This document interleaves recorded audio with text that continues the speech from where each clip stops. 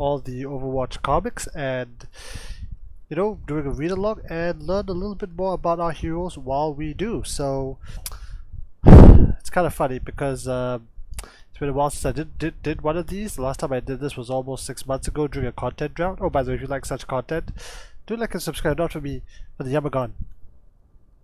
I don't know what sound it makes, so I'm gonna make one up.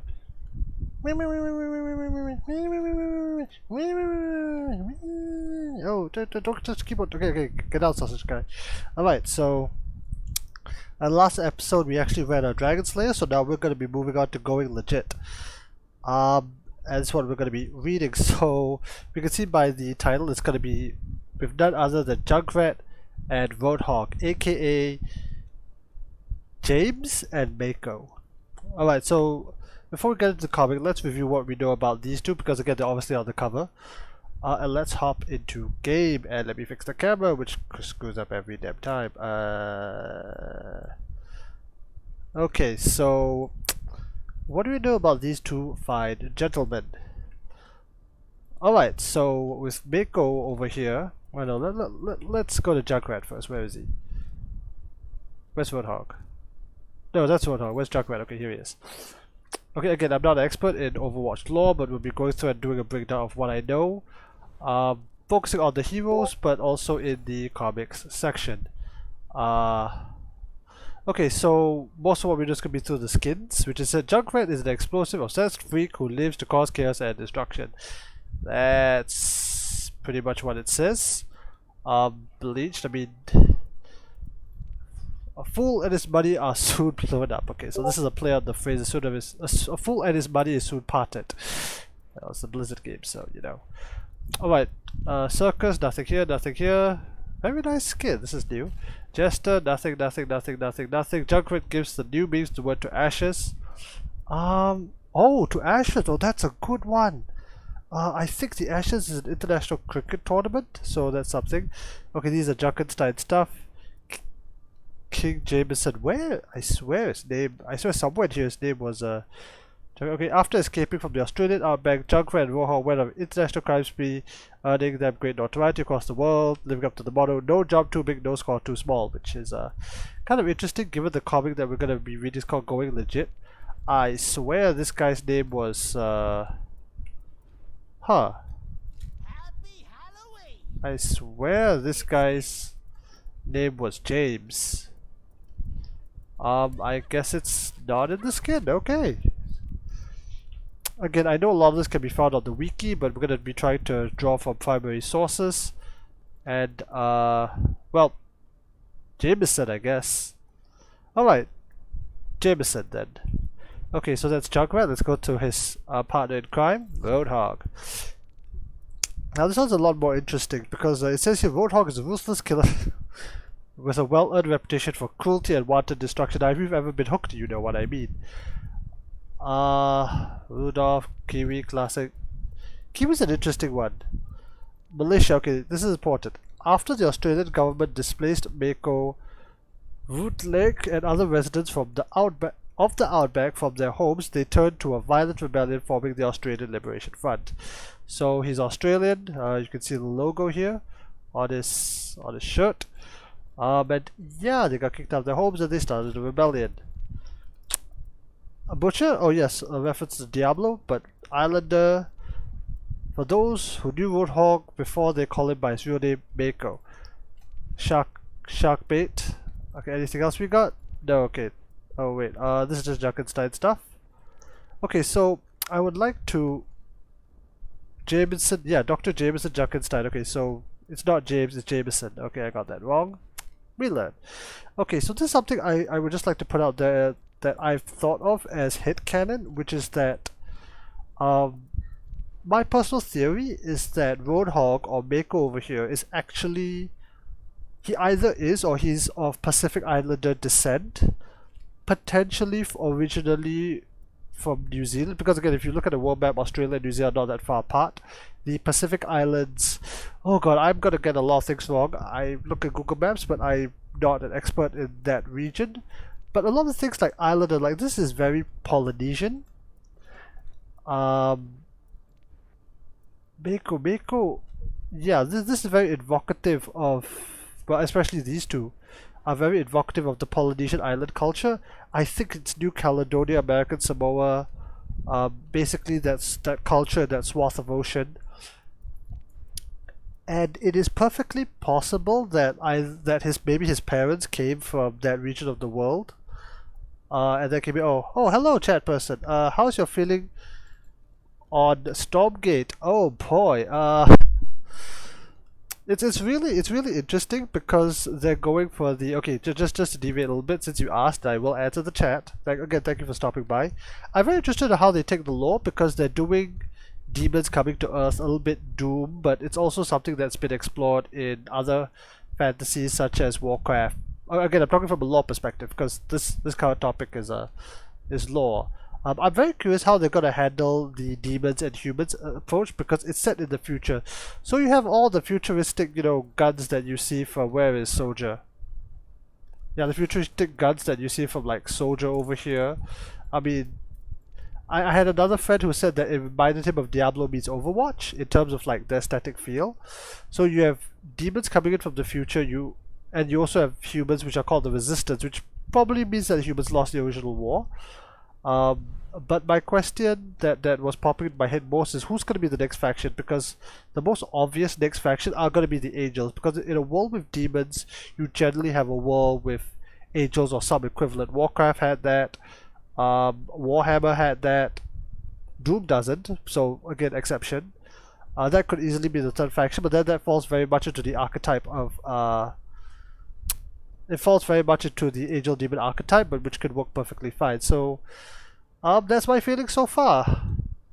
I still haven't gotten to every interview with the developers. Fear Dragon's video is particularly good where he interviews the different developers, so I'm very excited for it. It's good to have a new content and a new story to get interested in.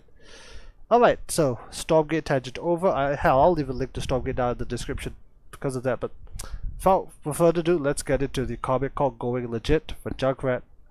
Oh, by the way, the reason I got into this was because they released the open beta for Overwatch 2, so I'm actually very keen to see how the story develops. I might even do a video on Overwatch 2 talking about like the timeline. Because I do care about a story. I do want to know like why you're fighting for something. It makes like the voice lines and the interactions so much more meaningful. In fact, some of the best story was told, I kid you not, in the Heroes of the Storm game, where you have different, heroes killing each other, and some of them, if you know the history behind it, becomes very impactful. Alright, tangent over. Okay, wrong one. Okay, Going Legit. Let's increase the size. Full screen. Is this what we got?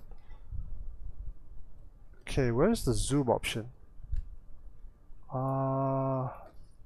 Okay, here we go. Going Legit. Writer Robert Brooks. Artist Cosmic Luna. I don't know these people, I'm very honest. Chonan Che Hill, graphic designer. Oh, creative consultant. Okay, so Chris Metzen is a very interesting one because he's one of the co-founders. He was also one of the writers for, I think, the Warcraft 3 campaign. So he's one of, the OG people, if you will. In fact, I think he wrote like Warcraft 1 and 2 even. He's like one of the original founders of Blizzard. He's part of the old guard. And that's Jameson and Maker, alright. Oh dear, wrong button. Wrong button. Alright. I'm an honest businessman. My kindness, my social sensibilities, and my boundless humility makes me a target. Oh, this is Australia. You got the Sydney Opera House down here. Well, I assume it is. There's been an incident at my downtown factory. My workers have been taken hostage by terrorists. Omnic terrorists. I just want my people back. Quietly. The police have better things to worry about. And when it comes to quiet, I feel there's nobody better than you do.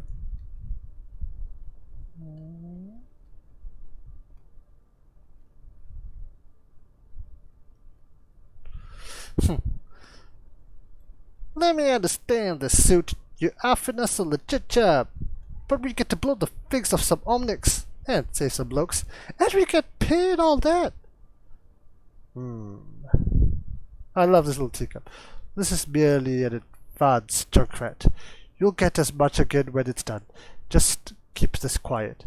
Yeah, quiet. You caught the right people, mate. Again, okay, I'm gonna try, but I'm not. I hope I don't offend any Australians out there. Okay, so let's go over this panel. So this is interesting because what I know of the lore is that there was basically a giant explosion in Australia. The TLDR is that the Omnics set up shop in Australia legally. The Australian government at the time allowed it to happen. The Australian Liberation Front, we saw it in the skin. Mako and gang blew up the Omnics base, which caused radiation fallout across a huge part of the outback. This is interesting because if this is Sydney, and I think it is, Opera House, the Sydney Bridge, they seem to have been rebuilt, and it seems that the explosion has not touched this part. I love this little image of, you know, Mako is holding like a little teacup and stuff. I can't see too much on the currency. I wonder how they're getting paid. And this old man is actually hiring Junkrat, who is a known criminal, to take down Omnic terrorists. So that's the other interesting thing, because the Omnics themselves, I don't know, I'm still trying to piece together in the timeline what exactly the Omnics, like who they are, what they're doing. Like we have a few Omnic representation in Bastion and Orisa, but those are exceptions rather than the norm, and if Overwatch 2 is anything to go by, it seems like they're being set up as the antagonist. Alright, let's go to the next scene. Interesting note. Oh, interesting to note, the previous scene, the guy said he wanted to keep it on the quiet, which is quite interesting. I admit it, Roadhog, I was all wrong. Not all suits are bad. I can't do his accent, but I'll try. That's one. He's alright. Got his history straight. Knows the Omnics can't be trusted. Not like the rest of these city wankers. Bet they still want to play nice with those scrap hits. Like that worked out for Overwatch. Hello? Police? I love this. This could be a new start for us. Oh, shut it, you drongo. I'm serious, we could go legit like this. Getting paid to blow up Omnics? Almost. It's too good to be true. Wait a second.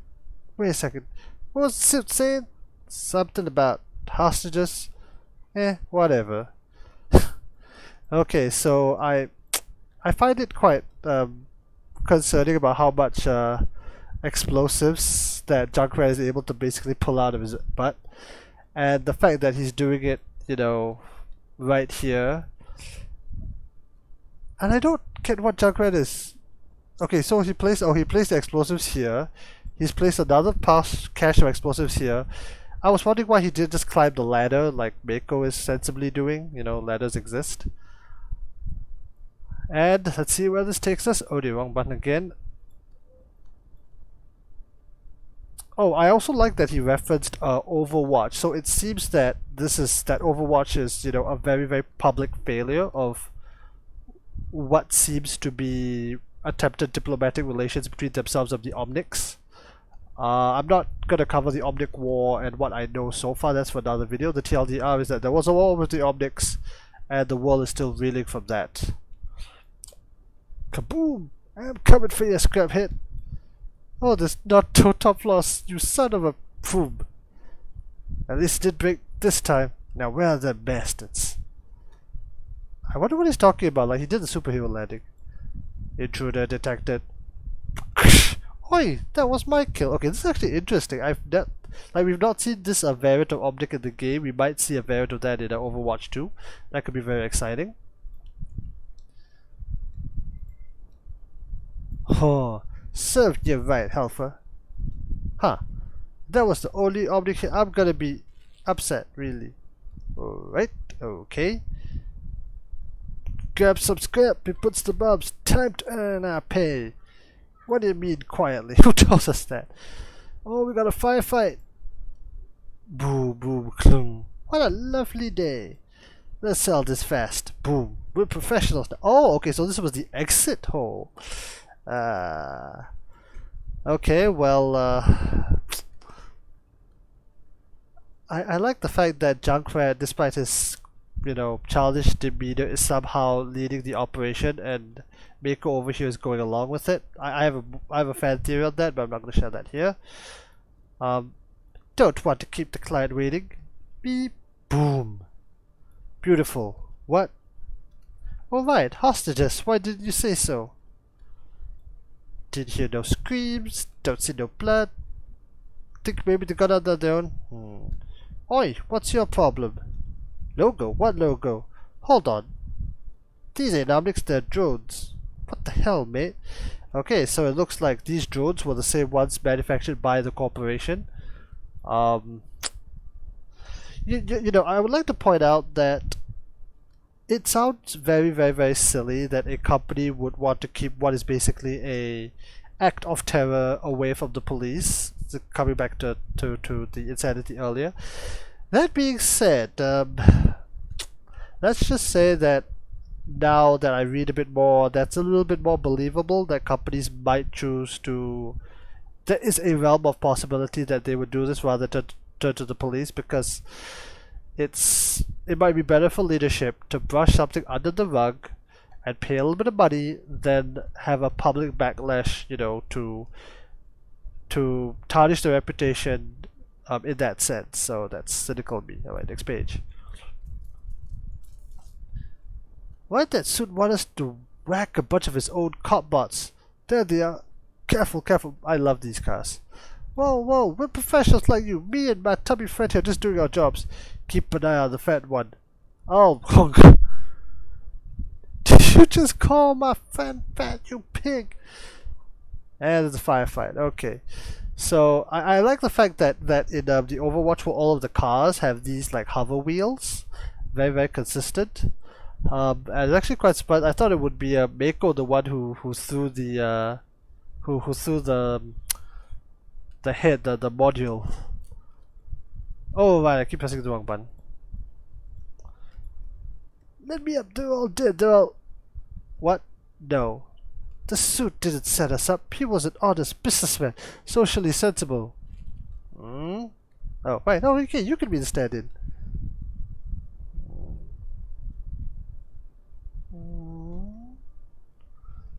Right. And he's a suit. Ain't paid what he owes yet. But he will. Can you believe it? 2 junker maniacs tearing up the place for no reason. It's a shame how people see honest men as targets. Yeah, thank God nobody was hurt. My assistant will handle the insurance details. No, not at this number. Everyone else is off site until construction is done. Speaking of which, tell the shareholders that the insurance payout will solve our cash flow problems for the last few. Okay, then we have a chain coming in. Okay, so this is quite interesting. Okay, number one, the police are still here. That's nice. Oh, there's a logo for Kofi Coffee, which you can see in Nubadi. But so this is interesting. So the 2 junker maniacs. So it seems that there's a real, for lack of a better words, divide between these so-called city folks and the junkers. The fact that they have such a clear like distinction, because the impression I'm getting now is that you have this shiny city. I'm gonna just call it New Sydney, and you have the people living there. You then have the people who are still living in the outback, the junkers, the ones who are well, a lot of people like Junkrat, they got rich or they created an economy by scrapping the optics after the explosion. Oh, it's the last page. Okay. Oh, he got hooked. Oh god, but this is a very, very old comic. So the fact that Junkrat could hook this guy could technically, through a wall, could be accurate for its time period. I will need to get a friend to check on that. Hello, mate. We could have had a good thing here. I hate suits, all of them. Whose idea was it to go legit? Anyways. And he basically blew up the construction. Oh no, he just blew up the crane. Okay, and that ends the story. Alright, that's all. Short and simple. You know, not too bad. It's basically a simple story of, you know, mercs getting double crossed and then, you know, coming back and getting away with it. It's also a simple story of insurance fraud. The more interesting point, okay, so the 2 things that stand out, one from like a world building perspective, is the fact that I was under the impression that Australia was an unlivable wasteland after what I knew about the Omnic crisis in Australia specifically. I have no idea what happened in Southeast Asia. I have no idea what happened in New Zealand. Let's talk Australia first. But that doesn't seem to be the case. It seems that Hyde Global, at least, and Sydney, or New Sydney at least, is kind of intact and doing better than ever. And there is still a clear divide, as I mentioned, between the Junkers and the people in New Sydney, or at least from this guy's perspective.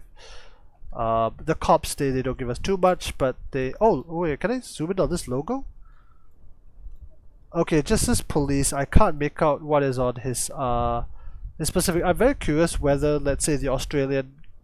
Like in Australia, it's divided like New South Wales, West Australia, Perth and all that. I wonder if that's accurate. I think the uniforms are still more or less accurate. I'll need to do more research on that at some point. Don't hold your breath. Okay, the other interesting point is that... Here's the thing. It seems like Junkrat, in all this naivety, genuinely was considered like going legit. Like, he's not driven by crime per se. There are, as Alfred said in The Dark Knight, men who just want to watch the world burn. Junkrat does not per se want to watch the world blow up for the sake of blowing up, or at least he may not want to. He was at least willing to take what he considered honest work and potentially be the hero, although that's a bit iffy. As for Mako, well, he was at least going along with it, but it still speaks to him. The other thing we get is that Mako is significantly more on point, which is unsurprising given that he was a soldier, a rebel, or a terrorist, depending on who you asked. So, you know, a very short, self-contained story. We'll see if this is anything like that. That's kind of it. Next time we'll be reading through the next one, which is A Better World featuring Symmetra, and we'll see how that goes, but that's for next time. For now, if you like this, do like and subscribe. If not for me, for the Yamagon. Weak! Weak! Weak!